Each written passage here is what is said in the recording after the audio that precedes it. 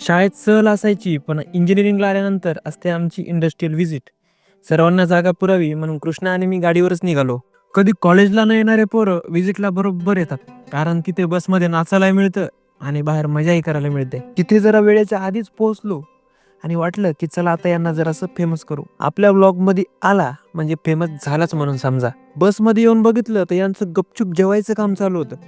Aluminium कास्टिंगसाठी कुठली company प्रसिद्ध असेल तर ती म्हणजे तुषार उद्योग समूह, ज्यामध्ये ॲल्युमिनियमचा वापर करून ग्रॅव्हिटी डाय कास्टिंग आणि सँड कास्टिंग केली जाते. यांच्या कंपोनेंटला फक्त महाराष्ट्रातच नाही तर फॉरेन कंट्रीजमध्येही मोठ्या प्रमाणात मागणी आहे. आणि सर्वात अभिमानाची गोष्ट म्हणजे ही कंपनी चालवतोय एक मराठी माणूस. तुषार पटवर्धन सरांचं व्यक्तिमत्व किती सरळ आणि साधं आहे हे त्यांच्या बोलण्यातून जाणवतं. शुभम सर म्हणले, हे नंतर बघू, पण पहिले मी ब्लॉगमध्ये दिसलोच पाहिजे.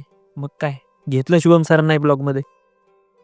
मुलींना फोटो काढा म्हणायची गरजच पडत नाही, कारण त्या मनाने आधीच सुरू होतात. मग काय, त्यांचा फोटोशूट पाहिला, एक ग्रुपचा मस्त असा कडक फोटो काढला आणि मग निघालो आपल्या कॉलेजकडे. वापस जाताना तर पोरांच्या अंगात लईच जोश आला होता.